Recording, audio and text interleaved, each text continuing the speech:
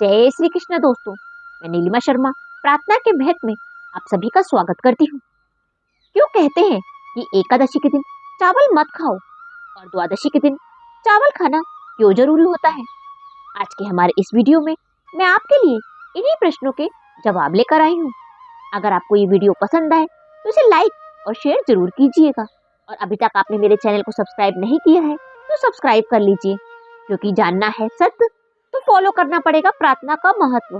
दोस्तों, हमारी पिछली वीडियो में मैंने आपको बताया था कि एकादशी के दिन चावल क्यों नहीं खाना चाहिए, क्योंकि इस दिन चावल में जीवात्मा का वास माना गया है और विष्णु भगवान ने जीवात्मा को यह वरदान दिया था कि जो भी एकादशी के दिन चावल खाएगा उसे जीव हत्या का दोष लगेगा। लेकिन अगर चावल में जीवात्मा का वास होता है तो द्वादशी के दिन व्रत के पारण के समय हमें चावल क्यों खाना चाहिए? क्यों कहते हैं कि द्वादशी के दिन बिना चावल खाए एकादशी का व्रत पूर्ण नहीं माना जाता? तो चलिए आज के हमारे इस वीडियो में मैं आपको इन सभी प्रश्नों के जवाब देने वाली हूँ।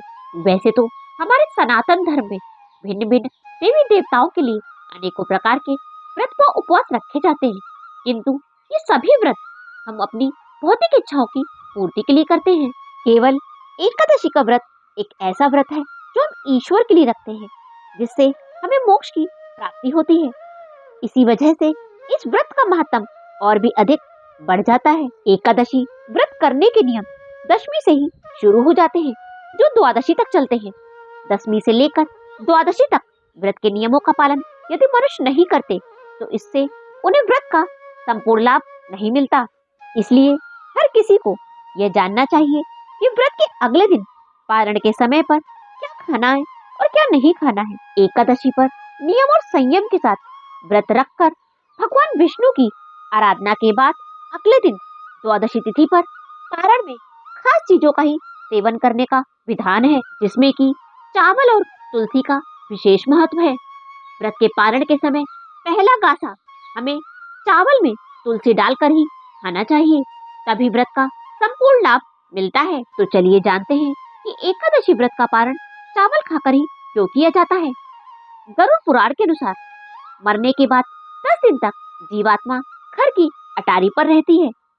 10वें दिन पिंडदान की क्रिया के बाद जीवात्मा को यमदूत ले जाते हैं। उसके बाद 3 दिन तक जीवात्मा को नरक का भोग भोगना होता है और उसके बाद स्वर्ग का। 18 दिन तक यह प्रक्रिया निरंतर चलती रहती है। 18 दिन के बाद जीवात्मा को धान यानी कि चावल के खेत में छोड़ दिया जाता है। जब जीवात्मा को धान के खेत में छोड़ा जाता है तो वह चावलों में निवास करने लगती है। उन चावलों को अगर चिड़िया खाती है तो वह चिड़िया के रूप में जीवात्मा जन्म लेती है। अगर उसे मनुष्य खाता है तो वह मनुष्य के रूप में जन्म लेती है।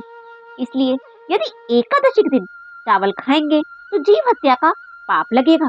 तो फिर द्वादशी के दिन चावल क्यों खाते हैं? क्योंकि एकादशी व्रत के बाद जब हम व्रत का पारण करते हैं और पहला गासा तुलसी और चावल का ग्रहण करते हैं तो जितने जीव चावल से हमारे मुख में जाते हैं उनको उस एकादशी का पुण्य मिल जाता है और दोबारा उनका जन्म कभी नहीं होता। वे तर जाते हैं, उनको एकादशी का भाग मिल जाता है। इसीलिए कहते हैं कि एकादशी को चावल मत खाओ, पर द्वादशी पर बिना चावल के व्रत का पारण मत करो, क्योंकि एकादशी का संपूर्ण फल पाना है तो द्वादशी पर चावल खाना जरूरी होता है। इसीलिए जब घर में कोई मृत्यु हो तो उस व्यक्ति के घर वालों को उस मृत व्यक्ति को अपनी की हुई एकादशी में से 2 एकादशी का पुण्य फल दे देना चाहिए, ताकि उस मृत व्यक्ति को दोबारा इस पृथ्वी लोक में जन्म ना लेना पड़े और उसे मोक्ष की प्राप्ति हो। दोस्तों, आपको ये वीडियो कैसा लगा हमें कमेंट सेक्शन में जरूर बताएं और इसे अपने दोस्तों के साथ भी शेयर करें। जय श्री कृष्ण।